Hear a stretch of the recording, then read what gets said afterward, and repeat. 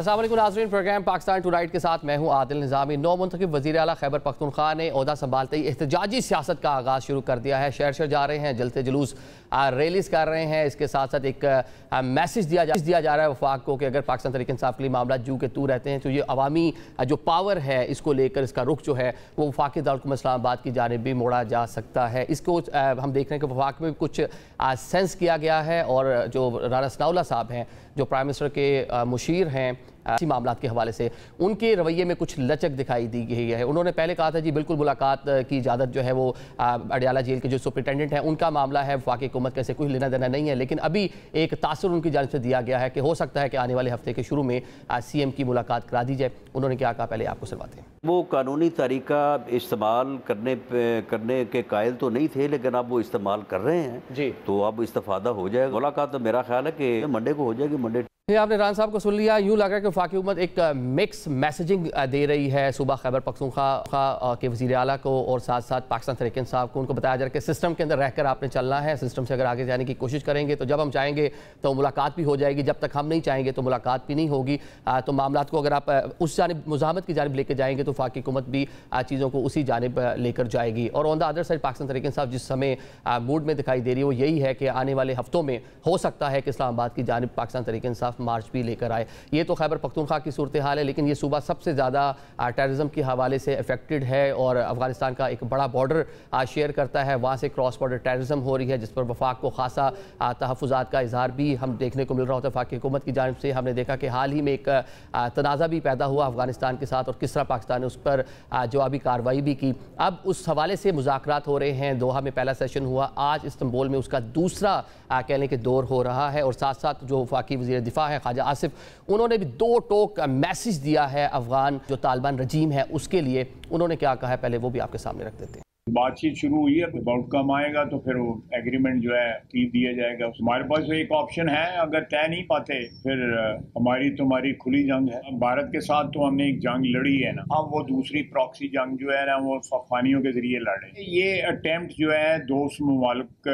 की साथत से किया जा रहा है, कतर और किए के किन शराइत पे हम चाहते हैं ये आहिस्ता आहिस्ता कुछ वहाँ पे वाजे हुई, कुछ ये आज जो बातचीत हो रही है उसमें वाजे हो जाएंगी। तो हमारे बारे में हुई तो इंशाल्लाह ताला मुआहिदा ज़रूर होगा। ये आपने ख्वाजा साहब को सुन लिया, वो बिल्कुल वाज़ेह और दो टोक मैसेज दे रहे हैं तालिबान रजीम को और बता रहे हैं कि वहाँ पे इस टाइम सूरत हाल किस तरह से डेवलप हो रही है, किस तरह अफगान जो तालिबान रजीम है वो भारतीय कंधा इस्तेमाल कर रही है, किस तरह वहाँ पे कॉन्सुलेट खोलने की बातें हो रही हैं, किस तरह वहाँ पर वाखान कॉरिडोर का तस्करा हो रहा है, दरिया कुनड़ पर मुख्तलिफ के डैम्स बनाने की बातें हो रही हैं। तो पाकिस्तान के वाज़ेह पैगाम है कि अगर अफगानिस्तान प्रॉक्सीज़ के ज़रिए और जो एक भारत नवाज प्रॉक्सीज़ के ज़रिए पाकिस्तान को डिस्टेबलाइज करने की कोशिश करेगा तो फिर बिल आखिर जंग ही होगी। अभी हमने आपको टाइम दिया हुआ है डायलॉग के लिए, मुज़ाकरात की मेज़ पर पाकिस्तान बैठा हुआ है। जो दोस्त ममालिक हैं वो भी इसमें जो अपना कह लें कि एक रोल प्ले कर रहे हैं। तो होप्स हो कि इस पर कोई ना कोई एक अच्छी पॉजिटिव चीज़ सामने आएगी, क्योंकि पाकिस्तान की पूरी कोशिश है कि अफगानिस्तान के साथ हम एक बड़ा बॉर्डर भी शेयर करते हैं, हमारे एक दोस्ताना रवाबित भी रहे हैं, तो ये चीज़ें आगे मुसलसल चलती रहें। तो प्रोग्राम के शुरू में ज़रा इस पर भी बात करेंगे और उसके साथ जो पाकिस्तान में इस टाइम सियासी सूरत हाल है ख़ुसूसन खैबर पख्तूनख्वा में उसका भी तस्करा करते हैं। इन इशूज़ पर बात करने के लिए जो मेहमान हमारे साथ मौजूद है सबसे पहले उनका तारुफ कराता चले। हमें ज्वाइन कर रहे हैं नसरुल्लाह मलिक साहब, सीनियर जर्नलिस्ट हैं, एनालिस्ट हैं। एसआर राना साहब हमें ज्वाइन कर रहे हैं, आप भी सीनियर जर्नलिस्ट हैं, एनालिस्ट हैं। रशीद साफ़ी साहब हमारे साथ मौजूद हैं, सीनियर जर्नलिस्ट हैं और अफगानिस्तान के जो अमूर हैं उस पर बड़ी गहरी नज़र रखते हैं। आप तमाम मोअज़्ज़ज़ मेहमानों का बहुत शुक्रिया। आपकी इजाज़त से पहले हम ज़रा इस्तांबुल चलते हैं, क्योंकि आज वहाँ पर मुज़ाकरात हो रहे हैं पाकिस्तान और अफगानिस्तान के माबैन, दूसरा राउंड है। अनस मलिक साहब हमें वहाँ से ज्वाइन कर रहे हैं, सीनियर जर्नलिस्ट हैं, ब्यूरो चीफ़ हैं एशिया वन के और अमूर ख़ारजा पे इनकी बड़ी गहरी नज़र रहती है। अरस बहुत शुक्रिया ज्वाइन करने के लिए।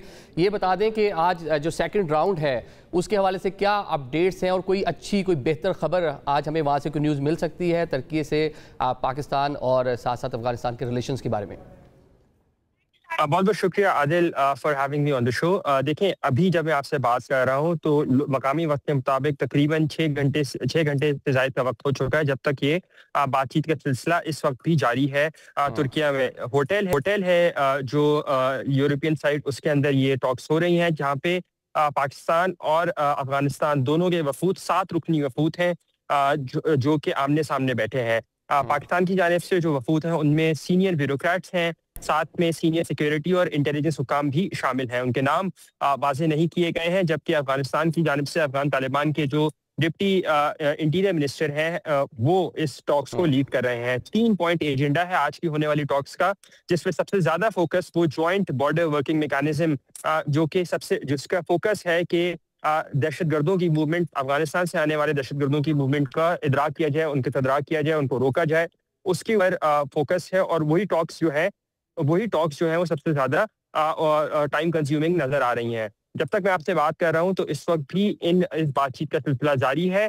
आज होने वाली बातचीत का जो महवर है वो ये है कि किसी न किसी पॉलिटिकल फ्रेमवर्क के ऊपर एक एग्रीमेंट की तरफ जाया जाए, ताकि आइंदा अगर दोबारा कोई राउंड ऑफ टॉक्स होता है तो जो सियासी लीडरशिप है दोनों तरफ की, वो मिल बैठकर उस एग्रीमेंट को साइन कर सकते हैं। अच्छा अनस, हमने जो दोहा में देखा था कि वहाँ पे कोई रिटन एग्रीमेंट, ऑल्दो हमारे जो वज़ीर दिफा उन्होंने बताया कि कुछ चीज़ें तहरीरी तौर पर हुई, लेकिन अफगान जो क़यादत है उसकी जानिब से एक स्टेटमेंट पर आया कि कोई तहरीरी तौर पर कोई बातचीत नहीं हुई। तो आज कितने तवक्कुआत हैं कि ये मामला आगे जाएगा, कोई मजीद राउंड्स होंगे कि आज कोई तहरीरी मुआहदा होने की कोई तवक्को की जा रही है? आप क्या वहाँ पर फोर्सी कर रहे हैं, जो मुलाकातें की लोगों से, क्या वहाँ पर सेंस कर रहे हैं आप?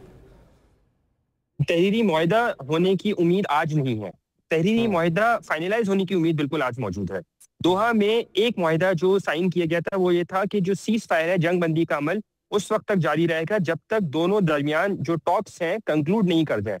अब क्योंकि बातचीत का अमल जारी है तब तक ये सीज फायर रहेगा, और इसी के ऊपर जो आज जो होने वाली टॉक्स है वो इस मुआहदे को हतमी शक्ल देने के लिए फ्रेमवर्क जो है उसके ऊपर वो अग्री करेंगे। थोड़ा सा टेंस माहौल अंडरस्टैंडेबल है, लेकिन एक सिंसियरिटी के साथ दोनों साइडों की तरफ यही जो जिसे कहते हैं at the back of their mind, वो ये है कि किसी तरह एक सिंसियर पॉलिटिकल एग्रीमेंट की तरफ मूव किया जाए। ठीक है, ये कोशिश तो है पाकिस्तान की, और साथ में एक क्लियर मैसेज भी दे दिया गया आज वज़ीर दिफा की जानिब से कि अगर मामला यूं के तू रहते हैं तो फिर पाकिस्तान डेफिनेटली वो जो कार्रवाई जिस तरह पहले की है, पाकिस्तान उसका जो हक है वो महफूज रखता है। अनस, आपका शुक्रिया अदा करेंगे। नसरुल्लाह मलिक साहब, ये सियासत पे तो बात करेंगे, बड़ी गंभीर सूरत हाल है। हम देख रहे हैं कि तवील अरसे से जो हमारा अफगान बॉर्डर है वहाँ से पाकिस्तान को मुश्किलात का सामना है, और KPK फ्रंट लाइन सूबा है, वहीं से सारी दरअंदाजी, वहीं से सारे मामला हो रहे हैं, लेकिन वहाँ पर भी एक गैर यकीनी की सूरत हाल है। वहाँ पर एक कंसेंसस नहीं पाया जा रहा, ख़ुसूसन ये ऑपरेशन को लेकर, और जिस तरह वफाकी हुकूमत वहाँ पर चीज़ों को करना चाहती है। अब वहाँ पर ट्रेड बंद है, सूबाई हुकूमत मुतालबा कर रही है उसको खोल दिया जाए। तो एक कितना कॉम्प्लेक्स हो गई है सूरत हाल, और जो इंटरनल हमारी डिवीजन है उसका कितना फ़ायदा उठा रहा है इस टाइम अफगानिस्तान? शुक्रिया। देखिए, पहला मसला तो ये है कि हम दहशत गर्दी का मामला हो या दीगर हम अहम कौमी इश्यूज़ हों, उस पर हमारे यहाँ यकसुई नहीं पाई जाती है। हम तमाम मामलात को सियासत की नज़र कर देते हैं और अपने पॉइंट स्कोरिंग के ऊपर जाके ये नहीं देखते कि इससे मुल्क को कितना नुकसान हो रहा है और हम किस हद तक अपने लिए ही जो है वो नुकसान पैदा कर रहे हैं। बुनियादी तौर पर अगर देखा जाए, साफ़ी साहब बेहतर समझते हैं, ख़ास तौर पर अगर हम खैबर पख्तूनख्वा की बात करें तो वहाँ भी महज सियासत हो रही है। सियासत इसलिए हो रही है कि अगर वफाकी हुकूमत वहाँ पे ऑपरेशन कर रही है, वहाँ सिक्योरिटी फोर्सेस टारगेटेड ऑपरेशन कर रहे हैं, इंटेलिजेंस बेस्ड ऑपरेशन कर रहे हैं, तो एक मिथ बनाने की या एक माहौल बनाने की कोशिश की जा रही है। आज भी जैसा कि वहाँ के नौ मुंतखब वज़ीर आला हैं, उन्होंने इल्ज़ामात दूसरों पर आयद किए, दहशत गर्दी के इल्ज़ामात भी जो है वह मुख्तलिफ लोगों पर आयद करना शुरू कर देते हैं।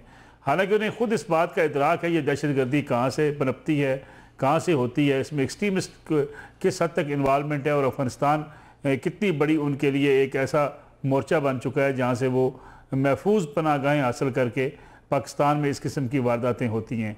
अब ये चैलेंज बहुत बड़ा है, चैलेंज आज का नहीं है, ये गुज़श्ता 40 बरसों का है। अफ़गानिस्तान की सरजमीन जो है वो 40 बरसों से इसी तरीके से जंग व जदल से गुजरी है, लेकिन हमने उन्हें एक ही बात कही है, अशरफ गनी साहब की हुकूमत हो, हामिद करज़ई साहब की हुकूमत हो, आज तालिबान की बुरी हुकूमत हो, हम एक बात तसलसल के साथ कहते आए हैं कि आप अपने यहाँ ऐसे ग्रुप्स ना पनपने दें जो पाकिस्तान के ख़िलाफ़ हमलावर हों। उन लोगों को इजाज़त ना दें जो रियासत से पाकिस्तान में टकराए हुए हैं, यहाँ पे बैठ के पाकिस्तान के ख़िलाफ़ हमले करते हैं और वहाँ जाके पनाह ले लेते हैं। लेकिन इस पर हमें कभी रिस्पांस उस तरीके से नहीं मिला जितनी सपोर्ट हमने अफ़गानिस्तान की है। अब बदकिस्मती ये है कि हमारे यहाँ कुछ लोग यहाँ बैठे हुए हैं, उनके जो है ना, हम हर किस्म की फ्रेंचाइज लेने को तैयार हैं। मुझे तो यहाँ पे याद है कि दुनिया के किसी कोने में कोई तंजीम बन जाए, हमारे यहाँ 4 बंदे उसके हक में दलीलें देना शुरू कर देते हैं।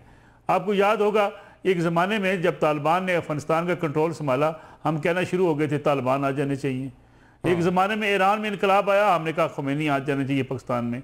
यानी हम इस लिहाज से कितनी बदकिस्मत बाज हमारे से अफराद होते हैं। भाई आपका एक अपना मैकेनिज्म ऑफ गवर्नेंस है, आपका अपना एक मुल्क है, आज़ाद रियासत है, आपकी अपनी सियासी जमातें हो सकती हैं, आपके अपने इदारे हो सकते हैं, आपको अपने ज़ोर बाजू पे, अपनी सोच पे, अपने फ़िक्र पे, अपने नजरिए पे इतना यकीन होना चाहिए कि हम अपने मुल्क को बेहतर करेंगे। लेकिन एक सवाल ये भी तो पैदा होता है ना, हमारे यहाँ जो कह लें कि हमारी जो स्टेट की पॉलिसीज़ रही है, सियासी जमातों की पॉलिसीज़ रही हैं, वो भी टाइम टू टाइम चेंज होती रही हैं। कभी हम किसी की फेवर में चले जाते हैं, कभी उन्हीं की कह लें कि एंटी हो जाते हैं। तो एक हम भी तो कह लें कि कन्फ्यूजन का शिकार कह लें, ऐसे रियासत के तौर पर भी कन्फ्यूजन का शिकार नजर आते हैं। और अभी जिस तरह हम बात कर रहे हैं तालिबानाइजेशन के थ्रेट्स हैं, जी मैं आपकी इस बात से इत्तेफाक करता हूं, लेकिन उसको भी अगर आप देखें तो अगर आप माजी में चले जाएं, ज़िया-उल हक साहब का ज़माना था, कुछ लोग कहा करते थे कि हमें अफगानिस्तान की जंग में नहीं जाना चाहिए, लेकिन ये अफगान ही थे जो हमारे पास आए थे। ये 1976 में भी अफगान हमारे पास आए थे और हमसे ही कहा गया था जनाब कि वहाँ पे रूस कब्जा कर रहा है, रूस ने पूरा कल्चर तबाह कर दिया है, रूस डोमिनेट कर गया है और रशियन डोमिनेशन जो है वो कितना बड़ा ख़तरा हो सकती है। फिर हमें ये बताया गया कि वो पाकिस्तान के ऊपर भी हमलावर हो सकते हैं, गर्म पानियों तक जाने की उनकी ख्वाहिश हो सकती है। अब इस पर आप इख्तलाफ कर सकते हैं, उस ज़माने में भी लोग इख्तलाफ करते थे, लेकिन क्या ये उस वक्त की जो रियासत की पॉलिसी थी, क्या इसलिए नहीं थी कि हम अफगानों को सपोर्ट करना चाहते हैं? क्या इसलिए नहीं थी कि हम अपने पाकिस्तान को महफूज बनाना चाहते हैं? हमने जो हर दौर में जो फैसले किए हैं, कहीं ना कहीं गलती भी हुई होगी, लेकिन बुनियादी मकसद आपका ये रहा है। मसला एक थोड़ी सी गलती जो हमसे हुई, मैं समझता हूँ साफ़ी साहब इसमें ज़्यादा बेहतर जो है वो तबसरा करेंगे। तेहरान ने भी यही काम किया, ईरान ने भी अफगान महाजरीन को पनाह दी, अफगानिस्तान की सपोर्ट उन्होंने भी की जब रशिया ने वहाँ पे कब्जा कर लिया, लेकिन उन्होंने तेहरान, मशहद में या किसी शहरों में अफगान महाजरीन को नहीं आने दिया, ना वहाँ से मुजाहिदीन को आने दिया। हमने पूरे पाकिस्तान उनके लिए खोल दिया। नहीं, हमारे यहाँ तो भाईचारे का जज्बा बहुत ज्यादा है ना, हमारे यहाँ तो भाईचारे का जज्बा भी चले बहुत ज्यादा है, हम हर चीज में दो कदम आगे ही बहुत सारे मामला में नजर आते हैं। राना साहब, एक तो हमने देख लिया कि जो एक नेशनल जो बयानिया होना चाहिए था वो अभी तक हम बनाने में कामयाब नहीं रहे, शायद जिसका फ़ायदा जो है दुश्मन भी उठा रहा है। तो यहाँ हमें नज़र आ रहा है जो अफगानिस्तान की सूरत हाल है कि वहाँ जो फ्रंट लाइन सूबा है जहाँ सबसे ज़्यादा हालात कशीदा हैं, रीजन अफगानिस्तान है, वहाँ पे एक और मौक़िफ़ पाया जाता है, वफाक में एक और मौक़िफ़ पाया जाता है। तो अभी तक हम एक एजेंडे पे भी आने में कामयाब नहीं हो पाए। देखिए, मलिक साहब की इस बात को मैं बिल्कुल मानता हूँ कि ये जो हम अपनी अपनी 1.5 इंच की मस्जिद बना के बैठे हैं ना, इससे मुश्तरका तौर पे कौमी मुफाद को ठेस पहुँच रही है। अगर आज वज़ीर आला KP के कुछ इस तरह की बातें कर रहे हैं तो मेरा सवाल है कि जब वो मुंतखब नहीं हुए थे तो किसने कहा था कि ये दहशतगर्द वज़ीर आला है और इसे बनने नहीं देंगे? किसने ये एक नफ़रत की लकीर आगाज़ में ही बना दी थी? अगर विफाक थोड़ा सा तहम्मुल का और बुरुदबारी का और बड़ेपन का मुजाहरा करता और उनके वुज़रा ये तलवारें निकाल के ये ना कहते कि हम देखते हैं वो कैसे बनेगा और देखते हैं कि वो दहशतगर्द वज़ीर आला कैसे बनेगा, तो किसने शुरू किया था ये जंग?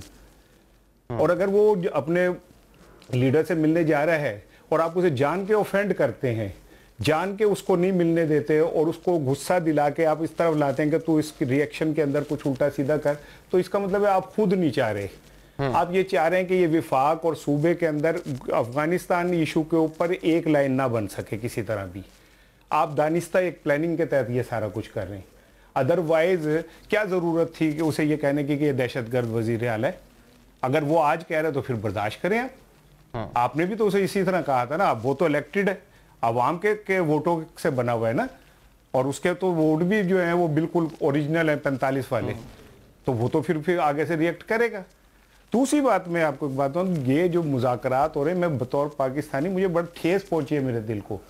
ये वही लोग हैं जो हमारे यहाँ पे खा पी के पल के गए थे, आज हमें उनसे बात करने के लिए दूसरों के मुल्कों में जाके बैठना पड़ रहा है। ये हमारी खारजा पॉलिसी, ये है हमारी प्लानिंग, जिसे हम कहते हैं कि हमारे अफगानिस्तान जो है स्ट्रेटेजिक डेप्थ था हमारा, तो आज वो हम उनके साथ खड़े होके और वो कर रहे हैं। ये तो हमारे लोग थे जिन्हें हमने अपने यहाँ पे रिहाइशें दी, यहाँ पे हमने उनको खाना पीना दिया, यहाँ पे हमने उनके भाई, उनके रिश्तेदार अभी भी पाकिस्तान में कारोबार कर रहे हैं, उनके तो जड़े पाकिस्तान में। तो आज क्यों हमारी नाकाम हुई ऐसी पॉलिसी कि हम कभी दोहा में जाके बैठते हैं, कभी तुर्किया में जाके बैठते हैं?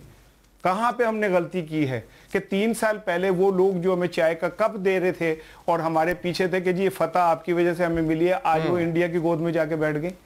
और आज हमें उनसे ये बात करनी पड़ रही है। मेरा ख्याल है कि हमें अपने जरा सफों का जायजा लेना चाहिए। वही ये कह रहे हैं कि देर पा मुस्तकिल जो है पॉलिसी बनाने की जरूरत है, टाइम टू टाइम, जिस तरह अभी आपने 3-4 साल पुराना तस्करा कर दिया, चाहे मेरी एक अर्ज सुन लीजिए जी, मेरी एक अर्ज सुन लीजिए। देखें, मैं देरपा पॉलिसी क्या है, मैं ये बात ये कह सकता हूं कि जो सियासतदान है ना, वो उनके सियासी हो सकते हैं बहुत सारे मसाइल, KPK में उन्होंने अपनी वोट बैंक बढ़ाना था वो कर लिया, लेकिन हमारे इदारों की तो देरपा होनी चाहिए। छोड़ सियासतदानों के तो सियासी मसाइल हैं, जो हमारे इदारे हैं उनकी पॉलिसी तो देरपा होनी चाहिए, वो वक्त के साथ नहीं बदलनी चाहिए, और ये उसका खुमियाजा हम भुगत रहे हैं आज। मेरा ख्याल है कि अब भी हमें मौका है कि हम अपने सियासी नफरतें ख़त्म करके बैठें, एक जगह बैठें। ये पूरी कौम का मसला है। कल भी हमारे एक सीनियर पुलिस एहलकार समेत इतने नौजवान पुलिस के शहीद हो गए। वो किसी की माँ के बेटे हैं, किसी बाप के बेटे हैं, किसी बहन के भाई हैं वो। ठीक है, मतलब कीमती जानें जो हैं वो सिविलियन भी जा रही हैं, फोर्सेस के लोग भी अपनी जानें दे रहे हैं, शोधा में शामिल हो रहे हैं।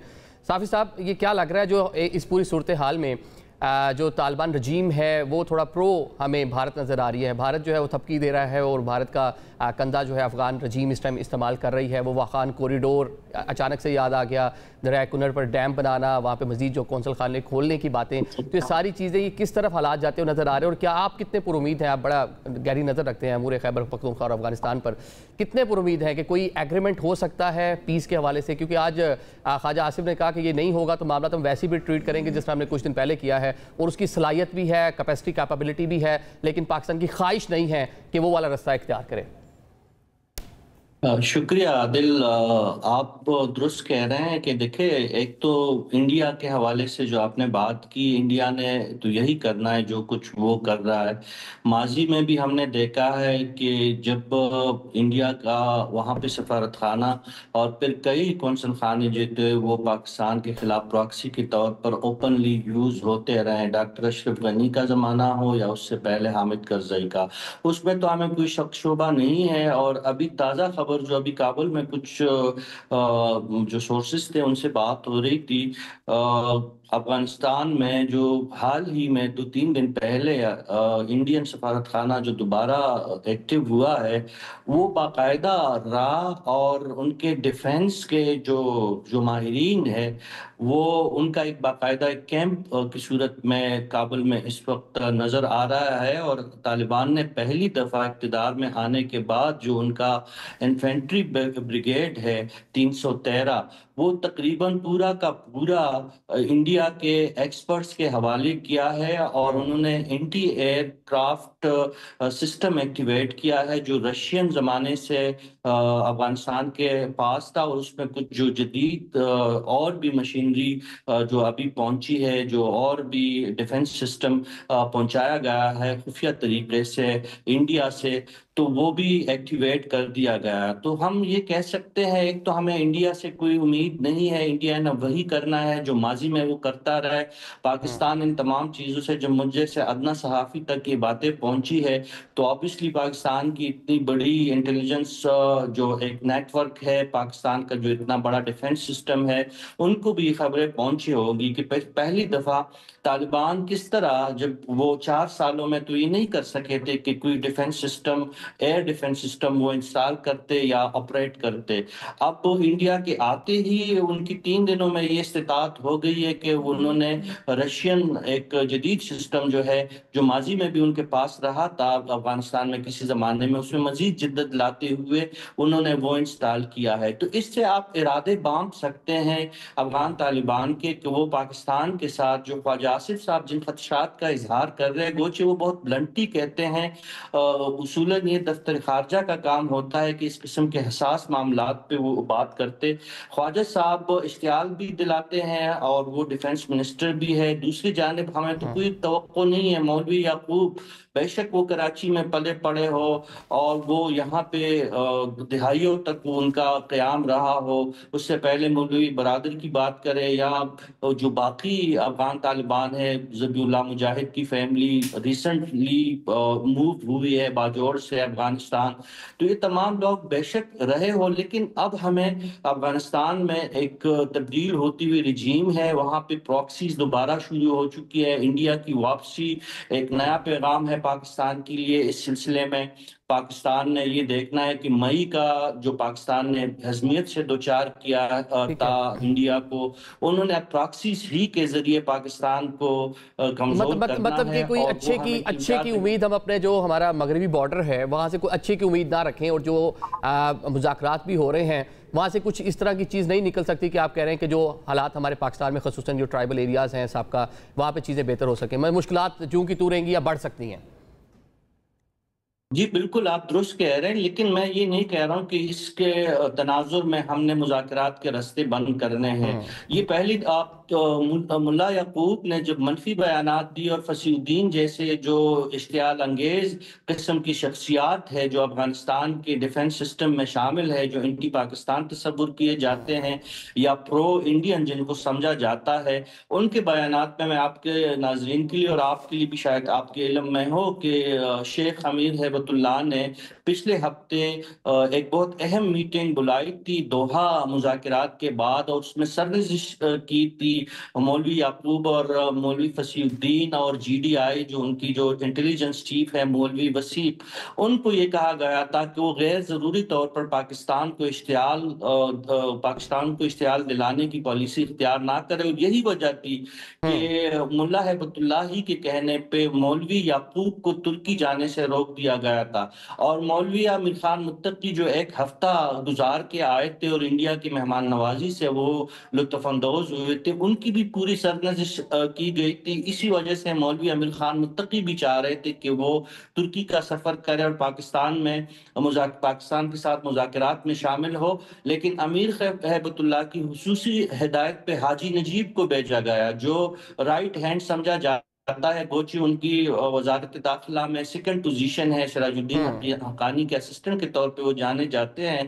मतलब कि इस टाइम जो अफगान वहाँ पे रजीम मौजूद है, वहाँ पे भी एक डिवीजन है, वहाँ पे भी एक तकसीम नज़र आ रही है, और वहाँ पे एक कन्फ्यूजन की सूरत हाल है, वहाँ पे कोई मतलब कंस्ट्रक्टिव कोई चीज़ें उनके पास भी नहीं है, बेहंगम वहाँ पे मामला चल रहे हैं जिसको बेहतर करने की डेफिनेटली ज़रूरत है, क्योंकि पाकिस्तान डायरेक्टली इफेक्ट हो रहा है, ट्रेड बंद कर रखी है, या जो लोग फंडिंग कर रहे हैं, ख़ुसूसन सबसे ज़्यादा जो फंडिंग है आज भी अमेरिकन की वहाँ पे मौजूद है। अफगानिस्तान के जो अमूर चल रहे हैं 70% जो पैसा है आज भी वो फंडिंग बाहर से ही आ रही है, तो उसके ज़रिए और दीगर जो मामला है पाकिस्तान में डिफरेंट जो प्लेटफॉर्म पाकिस्तान डेफिनेटली उसको यूज़ भी कर सकता है, उसके ज़रिए एक प्रेशर वहाँ पे जो रजीम मौजूद है उसके ऊपर डाल सकता है। मलिक साहब ये तो हो गया कि हमने किस तरह मैनेज कर लिया, लेकिन on the other side front line सूबा है, सूबा खैबर पख्तूनख्वा, वहाँ पे हालात कशीदा हैं, फोर्सेस के लोग जाने दे रहे हैं, जिस राना साहब अभी बात की थी, हम वहाँ पे काबीना नहीं बनने दे रहे, हम वहाँ पे जो नए CM हैं उनको प्रवोक कर रहे हैं, वफाकी हुकूमत वो अपने बानी से मिलना चाह रहे हैं, मुलाकात की इजाज़त नहीं दे रहे, जिसके बाद वो 2 दिन अडयाला के बाहर बैठने के बाद वो शहर शहर जाके जलसे कर रहे हैं, अपने कारकुनान को मोबिलाइज कर रहे हैं, उनका भी सारा फोकस सियासत की जानिब हो गया। तो ये अच्छा टाइम नहीं था, एक नए CM आए थे, उनको स्पेस देते, उनके साथ मामला को बेहतर से लेकर चलती वफाकी हुकूमत। देखिए 2 चीज़ें राना साहब ने की। पहली बात ये कि जिसको आपने सवाल पूछा कि हुकूमत को चाहिए था कि वो प्रोवोक उनको ना करे, राना साहब ने भी इस बारे में कहा कि उन्हें दहशतगर्द कहा गया, इसलिए वो जो खैबर पख्तूनख्वा के वज़ीर आला हैं उनकी तरफ से ये रद्द-ए-अमल आ रहा है। तहरीक इंसाफ में मैं समझता हूँ कि उनको सियासत जो है वो सियासी अंदाज से नहीं करना चाहती।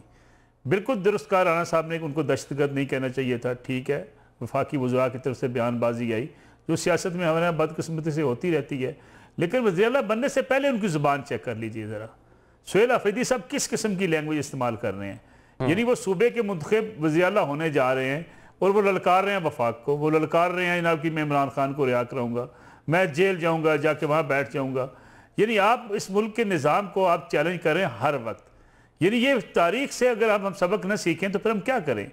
आपको याद होगा ज़मान पार्क में ये सारा झगड़ा क्यों हुआ, इमरान खान आज जेल के अंदर क्यों है, पाकिस्तान तहरीक इंसाफ की सियासत में या उनके कारकुन आज अपने ऊपर होने वाले जुल्म का रोना क्यों रोते हैं। किसी को शौक था इस बात का कि इस मुल्क के अंदर हिजान पैदा कर दे, इस मुल्क के अंदर इज़्तिराब पैदा कर दे, किसी को शौक था, और हुकूमत चाहती है कि इस मुल्क के अंदर कोई ऐसी पहने की सूरत हाल हो। हुकूमतें हमेशा चाहती हैं कि अपोजिशन जो है वो बिहेव करे और आराम से मुल्क का निज़ाम चलता रहे। इमरान खान साहब निकले जब कौमी असम्बली से अदम एतमाद के जरिए उस वक्त की सियासत और आज की सियासत देख लीजिए, रत्ती बराबर आपको फर्क नजर नहीं आएगा। कभी पाकिस्तान बंद करेंगे, कभी सिविल नाफरमानी की तहरीक चलाएंगे। भाई आपके खिलाफ मुकदमे बने, जेल ही बने। जमान पार्क में आपको लीगल नोटिस आपके समन देने गया, पुलिस वाले गए, आपने मैदान जंग बना दिया। आपने कहा हमारा लीडर गिरफ्तार होगा, ये रेड लाइन है, हम पूरे मुल्क को आग लगा देंगे। ये आपकी सियासत है भाई। इसकी सियासत के जोर पे आप आगे से कोई अगर गलत जवाब आ जाता है तो बर्दाश्त करें। आगे से अगर आपके ऊपर कोई इल्जाम तराशी की जाती है वो इस रद्द अमल में है। क्या मुस्लिम लीग नवाज की लीडरशिप पकड़ी गई, पूरे मुल्क को आग लगाने की बात की गई? पीपल्स पार्टी जेलों में रही, किसी ने मुल्क को आग लगाने की बात की? 11-14 साल जरदारी साहब जेल में रहे, किसी ने कहा सिविल नाफरमानी की तहरीक चला देंगे, पूरा मुल्क बंद कर देंगे? मैं वही कहता हूं, 9 मुंतखब वज़ीर आला हैं, वो ये ऐलान करते जी मुझे दहशतगर्द कहा गया है, मैं सूबे का खादम हूं, कोई दहशतगर्द नहीं हूं, मैं दहशतगर्दी के खिलाफ लड़ूंगा, मैं जो इस वक्त फोर्सेस कुर्बानी दे रही है उनके साथ खड़ा हूं। भाई अब जनाजा पढ़ने नहीं जाते शोहदा का, यानी आपके ऊपर इल्जाम है आपकी सूबाई हुकूमत के ऊपर कि आप शोहदा के जनाजे में नहीं खड़े होते। यानी आप किस किस्म की दहशतगर्दी से जंग लड़ रहे हैं? शर्म नहीं आती इन लोगों को कि शाम को थानों में से बाहर निकल नहीं पाते, थाने बंद कर देते हैं, कार्रवाई चलाते हैं, तालिबान को भत्ता देते हैं और अपने आप को चैंपियन कहते हैं, दिलेर और बहादुर कहते हैं। यही लीडर था, टोपी बाल्टी पहन के निकल आया था जब उसको अदालतों में पेश होना था, लोगों को कहते हैं जी बड़े बुज़दिल हैं। भाई मसला यह है कि दहशतगर्दी आपका, मेरा, पूरी कौम का मसला है। वो खैबर पख्तूनख्वा के एक बच्चे का मसला है, उस बच्चे को बचाना चीफ एग्जीक्यूटिव की जिम्मेदारी है, उनके सियासी बयानात ही खत्म नहीं होते। आखिरी जुमला मैं कह दूं, मिराना साहब ने फरमाया था कि किस किस्म की सफारतकारी है जी। भाई हम तारीख से भी सबक नहीं सीखते। सफारतकारी ये है कि हम अफगानिस्तान की खातिर जाने कुर्बान करते रहे, उन अफगानिस्तान के रहनुमाओं की खातिर जो खाना काबा में खड़े होकर हलफ देने के बाद कि आइंदा हम आपस में लड़ेंगे, फिर लड़ना शुरू हो गए थे। ये सफारतकारियां बदलती रहती हैं। आप अपनी कोशिश करते हैं, अगले के अपने मुफादात बदल जाते हैं। इसका मतलब आपकी अपनी नाकामी नहीं होती, अगले के मुफादात भी का मसला होता है। आपने जो कुछ किया अफगानिस्तान के लिए, उसको अगलों ने जो है वो उस पर सौदेबाजी कर ली। राना साहब, ये अब एक सूबे का वज़ीर आला जो माजी में वज़ीर आला रहे हैं, उन्होंने पूरी कोशिश की, जलसे जुलूस रैलीज की, लेकिन कुछ नताइज नहीं निकले। तो ये जो नौजवान वज़ीर आला जिनको लाया ही सिर्फ इसलिए गया है कि उन्होंने अवामी ताकत के ज़ोर पर अडियाला के दरवाजे जो हैं वो खुलवाने हैं, अपने बानी को रिलीफ लेकर देना है, तो क्या ये इसमें कामयाब ये हो पाएंगे? क्या ऐसा कर सकते हैं? इनके पास क्या ऑप्शंस हैं कि जिसके ज़रिए बानी भी बाहर आ जाएँ और जो पाकिस्तान तहरीक इंसाफ के अहदाफ है वो भी पूरे हो जाएँ? एक तो ना मलिक साहब आज बहुत गुस्से में है, इन्हें बताया कि शोहरों का आलमी दिन कल था, आज नहीं है। तो वो दिन इन्होंने कल मनाना था। जितना आज गुस्से में ये बोल रहे हैं ना, आज तो लगता है वो मलिक साहब जो है वो माशाल्लाह शुएब अख्तर से ज़्यादा स्पीड से बोल कर रहे हैं। तो लेकिन मैं इनकी 2-3 बातों से मैं बिल्कुल एग्री करता हूँ कि हमें तारीख से सबक सीखना चाहिए। और ये जो कहते हैं ना कि हिजान पैदा हुआ, हुकूमत ख़त्म करना चाह रही है, भाई जब पाकिस्तान की सबसे बड़ी पार्टी को आप उसका शेयर ही नहीं देंगे तो हिजान ही रहेगा। आप उसके जनाब अली उससे निशान छीन लें, उससे पार्टी की शनाख्त छीन लें, सुप्रीम कोर्ट जो है इलेक्शन कमीशन उसके खिलाफ खड़ी हो जाए, उसके बंदों को उठा लें, उसके पोलिंग बूथ ना बनने दें, फिर भी वो जीत जाएँ, तो फिर उनके वोट को ना माने, फिर भी आप कह रहे हैं हिजान, फिर हिजान ही रहेगा और क्या रहेगा? माने ना हकीकतों को, आप माने कि हाँ ये बात। और ये जो रेड लाइन तो अभी अज़मा बुखारी ने नहीं कहा कि मरियम हमारी रेड लाइन है, कहा नहीं है उन्होंने कि जनाब उनकी तब कोई अगर बात करेगा तो मैं ऐसे कर देंगे हम। तो ठीक है, अगर वो बहुत उतार है तो क्या यहाँ पे कौन है फिर जिनको हम रेड लाइन करार दे रहे हैं? वो तो गुजरा। और फिर एक मेरी बात सुन ले, देखिए मैं ये जो होता है ना मुल्क के अंदर सियासी इस्तेकाम पैदा करना, ये विफाक की जिम्मेदारी है, ठीक है। अपोजिशन का काम ही ये है कि वो चीज़ों को चुप के रखे। आप एक वजीर आला आ रहा है, वो नौजवान है, आप उसको प्रोवोक कर रहे हैं, आप उसको कह रहे हैं हम बनने नहीं देंगे, मैं देखता हूं कैसे ये बनेगा। मतलब तुम्हारे को कोई रजिस्ट्री कराई हुई आपने कि मैं देखता हूं कैसे बनेगा? क्या करेंगे आप वहां पे जाके कि मैं देखता हूं? आप हैं कौन? और दूसरी बात ये है कि वो एक सूबे का वजीर आला है, उस सूबे के मामलात का जिम्मेदार है। अगर यहां पे आपकी वजीर आला कहती है कोई ऐसे करेगी मैं उंगली तोड़ दूंगी, मेरे पैसा मेरा पानी, वो कहती है, तो अगर वो एक सीएम ये कहता है कि भाई मेरा सूबा है और मुझे भी अपने डिसीजन लेने दें, तो आप वो गद्दार है, वो बड़ा पैड़ा है, वो तो बड़ा ही बुरा आदमी है। यहां अगर वो सीएम कहे कि मैं दिमाग साफ कर दिया मैंने पीपल्स पार्टी के, तो वो ठीक है। आप किसी एक जगह तो खड़े हो, मैं मलिक साहब को नहीं कह रहा, मलिक साहब तो आज बहुत फार्म में है, लगता है इनके पास कोई क्या कहते हैं कोई टॉनिक शॉनिक लिया है। मैं तो आज पहली दफा मलिक साहब का इतना अग्रेसिव रूप देखा। तो वो काम जो गंडापुर साहब नहीं कर पाए थे कि बानी को जेल से बाहर लेकर आना, क्या ये उसमें भी कामयाब होते आपको नजर आ रहे हैं? क्या ये इनका प्लान ऑफ एक्शन हो सकता है कि उसके लिए भी कोई रिलीफ पैदा कर सके और बानी बाहर आ सके? ओहो भाई, उसको जरूरत ही नहीं है, खुद हुकूमत हाथ जोड़ के कह रही है। तारिक फजल क्या कह रहे हैं? कह नहीं रहे तारिक फजल साहब कि हम कह रहे हैं कि जनाब आप चले जाए बनी गाला? क्या ख्वाजा आसिफ नहीं कह रहे कि वो अंदर बैठा हुआ इसलिए कि हम अपना बैठ के वजन बढ़ाए? माजी में भी कहा गया था, 1 साल पहले भी कहा गया, लेकिन कोई कंडीशंस भी बीच में लगाई गई थी कि खामोश बैठना है और बहुत सारे मतलब ये हुआ। मेरी बात सुन रहे? हाँ मेरी बात सुन रहे, यही मैं कह रहा हूँ। इसका मतलब है ये मुकदमे शुकदमे जाली है ना सारे, जो एक दरखास्त के ऊपर खत्म हो जाएंगे और वो जाके वहां घर बैठ जाएगा। इसका मतलब ये सारा जो कुछ भी उसके खिलाफ बनाया गया ये सब फेक है ना। और ये कि जी आप जबान बंद कर लें, आप ये कर लें, आप ऐसे कर लें, यही तो 10 साल नवाज शरीफ लिख के गए थे कि मैं जबान बंद कर लूंगा, मैं नहीं बोलूंगा, मैं उफ नहीं कहूंगा, ठीक है ना। वो नहीं मान रहा, वो नहीं मानेगा। आप फर्क को समझे। वो कहता है जी मैं जेल में बैठा हूं, मैं नहीं मानता आपकी बात, मैं तो बोलूंगा। आप वो जाते हैं आपके पास ये कहने के जी हमारी मुलाकात कराएं, आपकी अदालतें कहती हैं कि जनाब पहले वो वाला तो मसला करें कि वो ट्विटर कैसे इस्तेमाल कर रहे हैं। एक बंदे के खिलाफ आप सारा कुछ खड़े हो गए, फिर आप कहते हैं नहीं जी हिजान नहीं पैदा होना चाहिए, इन्हें बहुत कोऑपरेट करना चाहिए, मरने वाले को छुरी को चूम के अपने गले पे रख के कहना चाहिए चलें जी पढ़े तकबीर। यार कैसी आप बातें कर रहे हैं। और हम भाई जमहूरी इस्तेकाम ले गए हैं, वोट की इज्जत माने, वोट वो अवामी जो राय है उसे तस्लीम करें। आप तो बल्दियाती इंतखाबात में भाग रहे हैं, ये बल्दियाती आप तो बल्दियाती इंतखाबात में भाग रहे हैं।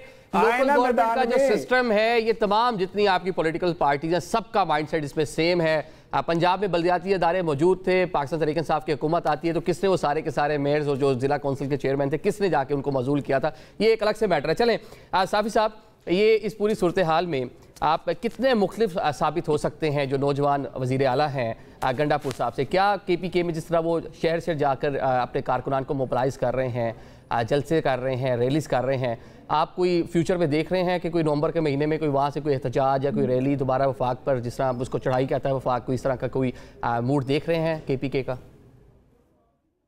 दो मुगालते दूर होने चाहिए आदिल साहब। एक तो जो ये समझते हैं कि अफगान तालिबान अलग है और TTP अलग है, ये एक ही सिक्के के दो रुख है। अगर मुफ्ती नूर वली अपने अमीर हैबतुल्लाह को मान रहे तो बात वहीं पे आके ख़त्म हो जाती। दूसरा, फिर हम इंटरनल जो आपने क्वेश्चन किया इससे रिलेटेड हमें ये बात जहन में रखनी चाहिए, चाहे वज़ीर आला हाउस में परवेज़ खट्टक बैठा हो या महमूद खान बैठा हो या गंडापुर साहब बैठे हो या अब सुहेल अफरीदी साहब की शक्ल में एक नए नौजवान वज़ीर आला जो मुंतखब हुए चाहे उनकी मौजूदगी हो, सिक्का चलना इमरान खान साहब का है। वही होगा जो इमरान खान साहब कहते रहे करते रहे हैं, और सुहेल अफरीदी साहब बाकी कुछ करते हैं या नहीं करते, उनके इस एक बात से मुझे 100% इत्तेफाक है कि सिस्टम का बाप अडियाला जेल में मौजूद है। इस बहस को यहाँ पे खत्म होना चाहिए कि चाहे CM हाउस में चेहरे बदले, उससे PTI की पॉलिसी को कोई ना फर्क पड़ता है ना उसमें कोई हम पैराडाइम शिफ्ट देखते हैं। अब आपने कहा कि मोबिलाइज अवाम को कर पाएंगे, ये मुश्किल मरहला है। कल एक नाकाम जलसा उन्होंने चरसद्दा में किया। अब देखिए सुहेल अफरीदी वफाक के सर पे तो सवार है, लेकिन अवाम के लिए जो खैबर पख्तूनख्वा के अवाम के लिए वो इतने ज्यादा उनकी पजीराई उस कदर नहीं है जिस तरह गंडापुर एक पोस्टर बॉय था। नसरुल्लाह मलिक साहब, इंसार अब्बासी साहब की आपने डेफिनेटली आज स्टोरी देखी होगी। वो कह रहे हैं जी 2026 तक भी आते बाहर नज़र नहीं आ रहे। एक तरफ वाकई वज़रा बता रहे हैं कि ऑफर्स हैं, आप बनी गाला चले जाएं, ऑन द अदर साइड ये स्टोरी है जी 2026 तक भी इतने पेचीदा मामला में बाहर आते नज़र नहीं आ रहे। तो आप क्या फोर्स कर रहे हैं कि कब तक बानी PTI जेल से बाहर आ सकते हैं, या कब तक उनको कोई रिलीफ या कोई मामला उनके लिए बेहतर हो सकता है? देखिए, तारिक फजल चौधरी साहब हो या दीगर वफाकी वज़रा, वो इनके साथ वो मजाक खेल रहे हैं। बिल्कुल अंसार अब्बासी साहब ने दुरुस्त लिखा है, इमरान खान साहब मुस्तकिल करीब में गुब्बार आते हुए दिखाई देते नहीं हैं। और दूसरी बात जो राणा साहब कह रहे हैं जी कि मुकदमात तो फिर झूठे हैं अगर उन्हें बनी गाला शिफ्ट करना है, उन्हें आज तक किसने कहा बनी गाला शिफ्ट करने के बारे में? टॉक शो में बैठ के तारिक फजल चौधरी साहब ने कह दिया जी कि वो दरख्वास्त दें तो उन्हें बनी गाला शिफ्ट कर देंगे, सब जेल करार दे के। ये नहीं होगा कि जनाब इमरान खान साहब आज वो जो है राजी हों और कल घोड़े पे बैठ के फिर इस्लामाबाद फतह करने कर निकले। उनके ऊपर मुकदमात हैं, उन्हें मुकदमात से बरी होना है, जैसे भी उनके मुकदमात उस पर आप एतराज़ कर सकते हैं। दूसरी बात, राणा साहब मेरे बड़े प्यारे भाई हैं, ये अपनी जो ऐनक है ना उसमें से एक ऐनक का जो है साइड इस्तेमाल करते हैं। अगर ये दोनों इस्तेमाल करें तो मेरे लिए और खुशी हो। इनको ये नज़र आता है कि बिल्कुल बड़ी ज़्यादती हो गई जी, बल्ला छीन लिया गया जी। इनको ये नज़र आता है जी बड़ी ज़्यादती होगी, इमरान खान साहब के लोग जीते थे उनको हरा दिया गया। बिल्कुल हम इनके साथ हैं। धांधली के इल्ज़ामात अगर हैं तो दुरुस्त कहती होगी पीटीआई। बल्ला छीना गया, पूरी कौम ने देखा बल्ला छीन लिया गया। और इनके ऊपर इवन जुलूस, एहतजाज के जुलूस के ऊपर इनको रुकावटें जो सामना करना पड़ता है ये पूरी दुनिया ने देखा। लेकिन ये इमरान खान साहब ने पैदा किए हैं हजूर, इस आंख से भी देखें। ये इमरान खान साहब थे जो करते थे कि जी इस्टेब्लिशमेंट से और अदलिया से बात हो गई है, नवाज शरीफ को इक़्तिदार से हम निकालेंगे, बस सबको बनी गाला बैठा के बताया करते थे ना जनाब बस गल हो गई है, नवाज शरीफ की और जरदारी साहब की छुट्टी, अब सिर्फ मैं आ रहा हूँ। ये इमरान खान साहब भी थे जो टिकटों की तकसीम वहाँ से करवाया करते थे, खुद टिकटें देने की भी इजाज़त नहीं थी इनको। ये इमरान खान साहब भी थे जो लोगों को सुबह पाकिस्तान मुस्लिम लीग नवाज का टिकट मिलता था, गाँव में जाके वो जनाब जश्न मनाते थे और टेलीफोन कॉल करवाते थे, टिकट वापस करो, गले में आके जनाब तिरंगा पहन लो। और वो जनाब सुबह कहता था जी कि मैंने मुस्लिम लीग नवाज का टिकट कौम के वसी तर मुफाद में वापस कर दिया है, अब मैं पीटीआई का उम्मीदवार हूँगा। ये क्या, ये 2018 का इलेक्शन जो है ये साफ सुथरा, ये माजी के बारे में बातें करेंगे, डेफिनेटली बहुत सारी ऐसी बातें निकलेंगी हमारी पॉलिटिकल पार्टी के, यही रवैया रहा है। टाइम जरा कम है, राणा साहब से इसका जवाब भी लेने, जरा आपने मतलब पूरी एक कहने की बात करती तरह जवाब भी ले लें। एक बानी पीटीआई का जो एक्स अकाउंट है उसको बंद करने के हवाले से भी हाई कोर्ट से अदालत से जो है रजू कर दिया गया कि उसको जो है वो बंद कर दिया जाए। राणा साहब ये भी बता दें, एक तो एक्स अकाउंट जिसके बारे में बहुत सी बात हुई कि पॉलिटिकल चीज़ें आ रही हैं और अब अदालत ये मामला चला गया, और सेकेंडली ज़रा ये बता दें कि बानी पीटीआई कब तक आपको जेल से बाहर आते नज़र आ रहे हैं? एक तो ना आप मलिक साहब से कहें मुझे ना कल ही एक ऐनक ख़रीद के दें जिससे दूसरी तरफ से मैं इनकी मर्ज़ी का देख सकूं। तो मैं चाहता हूं कि मुझे वो ऐनक मिल जाए और मैं उससे देखना शुरू करूं। मलिक साहब अब आपकी ज़िम्मेदारी है, कल मुझे ऐनक पहुँचानी है आपने। अब बातें ये कि बानी पीटीआई कब तक आएंगे कब तक नहीं, ये तो अल्लाह जानता है, ये तो अल्लाह जानता है कि बानी पीटीआई कब आएंगे। लेकिन ये मैं जानता हूँ कि बानी पीटीआई अगर आज नवाज शरीफ की तरह झुक जाए और वो क्या नाम है कदमों में बैठ जाए तो आज बाहर आ जाएगा। उसको पहली दफ़ा अभी मरवत का आज ही बयान छपा हुआ है कि क्या कहते हैं तैयारी हो गई थी सारा कुछ, मुझे और बैरिस्टर गौहर को कहा गया था कि जी उन्हें सुबह रिहा कर देंगे, उन्हें फिर उसी रात काम डाल दिया नवंबर वाला और फिर काम ख़राब हो गया। वो खुद नहीं चाहता भाई आना, तो इमरान खान को अभी कोई जल्दी नहीं आने की। ख्वाजा आसिफ साहब का एक मैं बयान अभी देख रहा था कि वो खुद अंदर बैठा हुआ है क्योंकि उसे पता है कि बाहर जो हालात हैं उसमें हमें ही फेस करना है सारी चीज़ों को, ठीक है ना।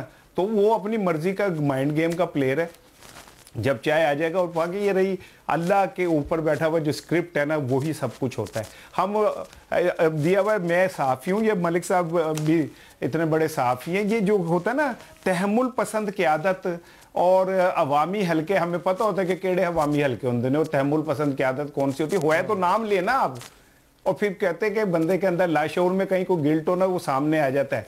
आपने अलकादर ट्रस्ट की तरह जगह अल अजीजिया क्योंकि कहीं आपके अंदर मौजूद था कि यार उसमें बड़े एक सेकंड के अंदर ही चीफ जस्टिस साहब ने कहा था भाई नहीं ये ले जाएं, ये तो बिल्कुल पाक साफ चीज़ है, इसे ले जाएं। अलकादर ट्रस्ट जो है ना इसको हम इमरान खान को पकड़ना है जिसमें उन्हें 1 रुपया पल्ले पे अपने पे नहीं खर्चा, ठीक है ना। तो वो इमरान खान अल्लाह बेहतर जानता है कब आए, लेकिन इमरान खान अंदर बैठा हुआ इस सारे सिस्टम पे भारी है, ये बात सबको पता है। यही वजह है कि ये बात बड़ी अहम है कि बहुत सारे ऐसे मसाइल हैं जो आलमी सतह पे पाकिस्तान को देखने हैं, तो उसके लिए एक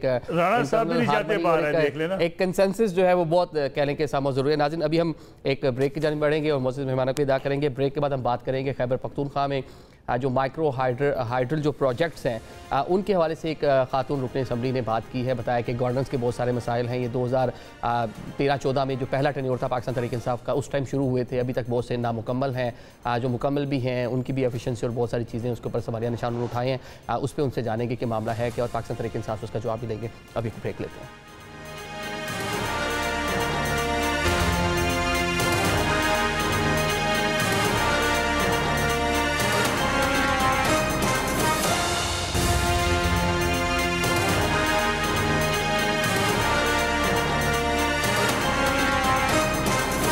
welcome back after the break. Programme के सिलसिले को आगे बढ़ाते हैं। जिस तरह ब्रेक से पहले हम बात कर रहे थे खैबर पख्तूनख्वा की जो लॉ एंड ऑर्डर की सूरत हाल है, वहाँ पे जो पॉलिटिकल सिचुएशन है, एक अनरेस्ट है, इस पर तो हम बात करते रहते हैं प्रोग्राम्स के। लेकिन अब खैबर पख्तूनख्वा में जो गवर्नेंस के मामला हैं, जो तरक्याती मनसूबे हैं, उस हवाले से भी आवाज़ें उठना शुरू हो चुकी हैं। खैबर पख्तूनख्वा में हाइड्रो पावर जो प्रोजेक्ट हैं, जो छोटे बिजली बनाने के मनसूबे थे, वो जब पहला दौर हुकूमत था उसमें शुरू किए गए थे, जिन पर शिकायत ये हैं कि बेशतर अभी तक जो हैं वो फ़ाल नहीं हो सके। जो फ़ाल हैं उनको उस तरह से जिस तरह यूज़ किया जा सकता था किया नहीं जा रहा। तो खातून रुकन कौमी असम्बली ने वहाँ पर ये पूरा मामला उठाया है। ये है क्या, ये पहले इसकी तफसीलात आपके सामने रखते हैं, फिर इस पर उनसे भी बात करेंगे। पाकिस्तान तहरीक इंसाफ के पहले दौर में माइक्रो हाइड्रो जो पावर मनसूबे हैं वो बनाए गए थे। साल 2014-15 में 356 हाइड्रो पावर मनसूबों का इफ्तिताह हुआ, जिनमें से 316 मुकम्मल कर दिए गए हैं। मनसूबों की तकमील में ताख़ीर का सामना है।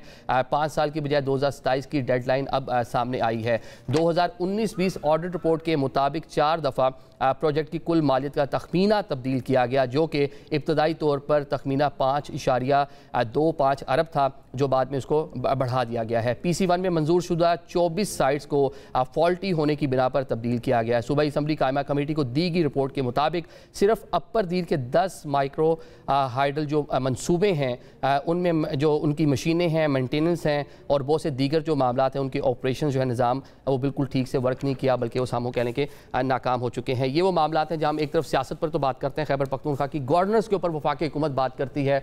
सूबाई हुकूमतें एक दूसरे से अपना तकाबली जायज़ा भी करती हैं कि पंजाब में बहुत सारा काम हो गया, यहाँ पे मेट्रो चल रही हैं, बसेज आ रही हैं, नित नए मनसूबे आए रोज़ आ रहे हैं। तो खैबर पख्तूनख्वा का जो पूरा फोकस है, ये इल्ज़ाम लगता है सूबों की जानिब से, वो सिर्फ एहतजाजी सियासत पर है, वो सिर्फ बानी PTI को जेल से निकालने पर है। लेकिन अब वहाँ की जो अपोजिशन पार्टीज़ हैं जो वहाँ पर वो कुछ सवाल उठा रही है। रेहाना इस्माइल साहिबा हैं, रुकने सूबाई असम्बली हैं खैबर पख्तूनख्वा से और JUI फेस इनका ताल्लुक है, वो हमारे साथ मौजूद हैं। डॉक्टर शफकत अयाज साहब साबिक मुशीर हैं वज़ीर आला के, ये भी हमारे साथ मौजूद होंगे। इस पर इन दोनों से बात कर लेते हैं। एक तो रेहाना साहिबा आप बता दीजिएगा ये पूरा मामला है क्या, आपने इसके ऊपर आवाज़ उठाई है, ये मनसूबे कब शुरू हुए? सिर्फ ये अब आपके हल्के का मामला है कि आप पूरे जो सूबा खैबर पख्तूनख्वा में तो 356 के करीब जो मनसूबे शुरू हुए थे, आपके पूरे मनसूबों पर बात कर रही हैं, सब पर आपको तहफ़्फ़ुज़ात है? अस्सलाम वालेकुम जी, आपने तफसील में जो बताया, मैं तो सूबे खैबर पख्तूनख्वा से ताल्लुक़ रखती हूँ और रिज़र्व सीट का तो ये है कि तमाम सूबे के मामलात उनके नज़र में होते हैं कि जहाँ जहाँ पर ये सिचुएशन है। अच्छा हुआ कि आप लोगों ने यहाँ अब इस पे बात शुरू की। आपने सुना होगा कि PTI के दौरे हुकूमत में 2014 में बहुत शोर हम सुनते थे कि 356 डैम्स बन रहे हैं। असल में वो डैम्स नहीं थे, ये छोटे छोटे मिनी माइक्रो हाइड्रो प्रोजेक्ट थे, लेकिन वो भी कंप्लीट ना कर सके और जो कंप्लीट किए गए हैं उसमें बेतहाशा नकाइस सामने आए हैं। मैंने दीर के हवाले से आवाज़ उठाई, वहाँ के लोकल लोगों ने मेरे साथ रब्ता किया था कि यहाँ पर कुछ प्रोजेक्ट्स जो है वो कंप्लीट नहीं है और कुछ बिल्कुल सिरे से है ही नहीं। इस पे मैंने असेंबली में क्वेश्चन उठाया, तो यहाँ पर फिर हम जब वो स्टैंडिंग कमेटी में गया तो हमने वहाँ पे विज़िट किया और वहाँ के जो लोकल के लोगों का हमने बातें सुनी, तो बहुत अफसोस हुआ कि हुकूमत को जहाँ पर पैसा लगता है और वहाँ पर जो आवाम को वो सहूलियात नहीं मिलती। तो ये हमारे कायमा कमेटी में जब हम गए थे तो हमें ज़्यादातर तफसील वहाँ पे सामने आई कि वहाँ पर जो मिनी माइक्रो प्रोजेक्ट उन्होंने शुरू किए थे, उन्होंने तो मुझे जवाब में कहा था कि ये हमने 316 कंप्लीट कर लिए हैं और ये कम्युनिटी के हैंड ओवर भी कर लिए हैं, लेकिन हकीकत में ऐसा कुछ नहीं था जी। जो इलाके आपने आइडेंटिफाई किए हैं और जहाँ जहाँ मंसूबे लगे हैं जहाँ पे ये लगाए जा सकते थे, हमने भी अपने कॉरेस्पॉन्डेंट से पूरी वहाँ पे मतलब बात की, पूछा उनसे, तो वहाँ पे यही हमें भी इतलात मिली है, वो यही कह लें कि कंफर्म कर रहे हैं कि बहुत से मंसूबे ऐसे हैं जो ज़ेर तामीर हैं, अभी तक मुकम्मल नहीं है, जो मुकम्मल भी हैं तो काफ़ी जगह मशीनरी भी अभी तक इंस्टॉल नहीं हुई। लेकिन ये साल 2013, 14 या 15 के अंदर ये मंसूबे, खटक साहब CM थे, ये उनके दौर के मंसूबे हैं। डॉक्टर साहब, आप भी काबीना का हिस्सा रहे हैं, ये 2000 अभी तो 14-15 के मामला अभी तक नहीं पूरे हो पा रहे, 356 आप लोगों ने बनाने थे और 316 आपका दावा है कि मुकम्मल हुए हैं, उस पर भी ये इतलात है कि वो भी मुकम्मल नहीं हो पाया, जिस तरह उनसे बेनिफिट लिया जा सकता था वो बेनिफिट नहीं लिया जा रहा। तो अभी फोकस गवर्नेंस पे कब आएगा, इस तरह के मामला पे कब आएगा? देखें, बिस्मिल्लाहिर्रहमानिर्रहीम, सबसे पहले तो मैं बताना चाहता हूँ कि देखिए ये वही लोग थे जब हमने कहा कि हम 356 मिनी हाइडल प्रोजेक्ट्स बना रहे, तो इन्होंने हमारा मजाक उड़ाया, बल्कि पूरी पाकिस्तान की जितनी भी उस वक्त की अपोजिशन पार्टियां थी सब ने हमारा मजाक उड़ाया। फिर लोगों ने ये आवाज उठाई कि वो 356 जो है वो अभी तक बनी नहीं है, उसमें 316 बन गए हैं। अब उस पर बात हो रही है कि वो जो 316 बने हैं वो सही काम नहीं कर रहे। तो पहली बात तो ये कि हमने करके दिखाया कि हमने जो है अपने उन इलाकों में जहाँ पे बिजली देना जो है वो नॉर्मल बात नहीं थी, हमने वहां पे और सस्ती बिजली यानी कि 100 रुपए दे के, और अभी जो है ना उनको मेरे ख्याल में 500 रुपए कर दिया गया है, तो 316 वो हमने बना दिए पूरे खैबर पख्तूनख्वा के 11 अजला में। फिर दूसरी बात इन्होंने 37 का फिगर बताया, तो ये सिर्फ एक डिस्ट्रिक्ट की बात कर रही है, अपर दीर की। तो वहां पे हमारे जो ये प्रोजेक्ट थे वो थे 49, मतलब 49 प्रोजेक्ट थे, जिसमें 37 प्रोजेक्ट्स कंप्लीट हुए और 12 जो थे वो जेर तामीर थे, और 12 में भी वो जो डाडू को मिला था ये प्रोजेक्ट, तो उन्होंने जब ये 37 कंप्लीट किए, बाकी जो 12 कंप्लीट करने थे तो उसमें भी उन्होंने 2 कंप्लीट कर लिए हैं और 10 अभी बाकी है। फिर उन्होंने खुद बताया कि कायमा कमेटी के साथ ये खुद और तमाम मेंबरान के साथ, चेयरमैन के साथ ये गए वहाँ के पीडो के स्टाफ के साथ, तो इन्होंने लोगों के सामने वहाँ पे विजिट किए, जब ये कह रहे थे कि वहाँ पे है ही नहीं, तो इन्होंने खुद वहाँ पे ये सारी चीजें विजिट किए।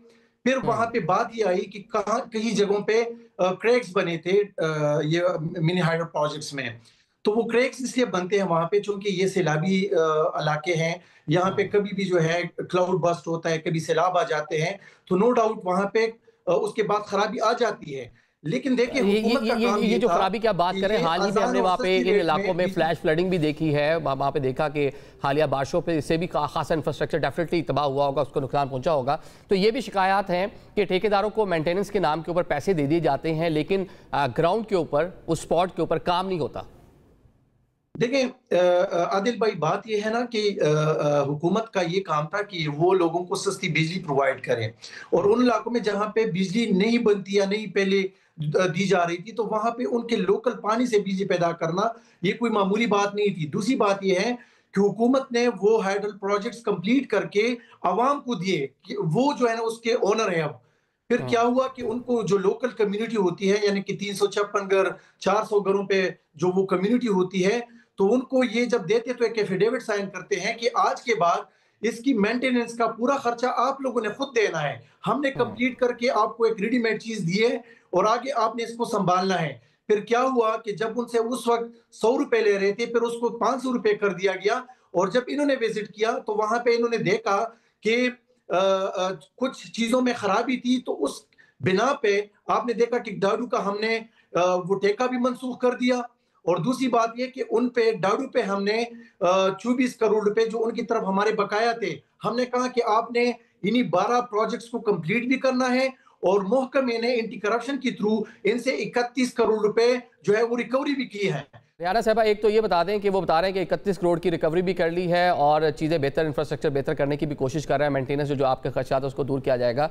आपकी तजावीज़ क्या है, आपको क्या चीज़ें वहाँ पे लैक होती नजर आई, क्योंकि आपका ताल्लुक है उन इलाकों से, तो आपने डेफिनेटली उसको देखा होगा, कैसे मैक्सिमम आवाम को फ़ायदा पहुँचाया जा सकता है, क्योंकि जो इलाके जहाँ पे ये इंफ्रास्ट्रक्चर जो इस नौयत का बनाया गया नेशनल ग्रिड से उस तरह से मुंसलिक नहीं है, ये एक स्पेसिफिक मुकामी आबादी को वहाँ पे कह लें कि वो उससे फैज़याब हो सकती है, तो किस तरह उनको मजीद बेनिफिट मिल सकता है?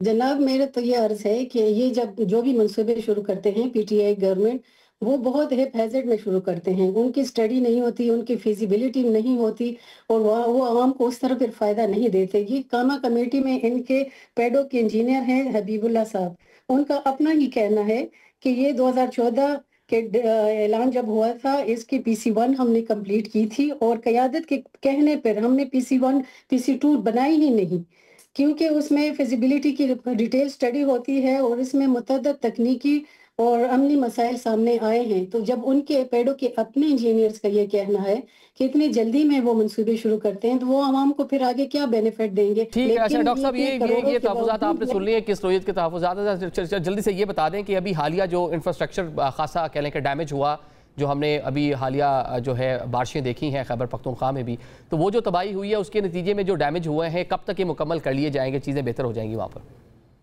देखिए, इसमें सिर्फ 12 जो थे वो इनकम्प्लीट थे, जिसमें 2 जो है ना इस लास्ट मंथ वो कंप्लीट हो चुके और बाकी की 10 जो है वो अभी 2026 तक वो भी कंप्लीट होने हैं।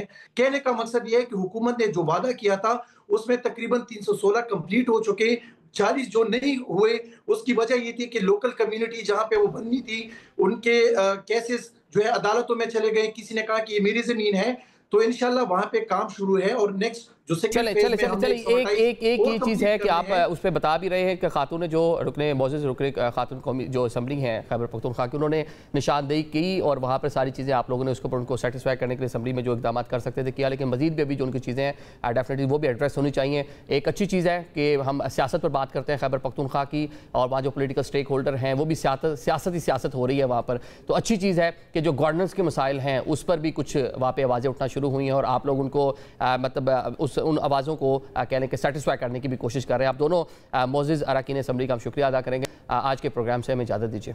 अल्लाह हाफ़िज़।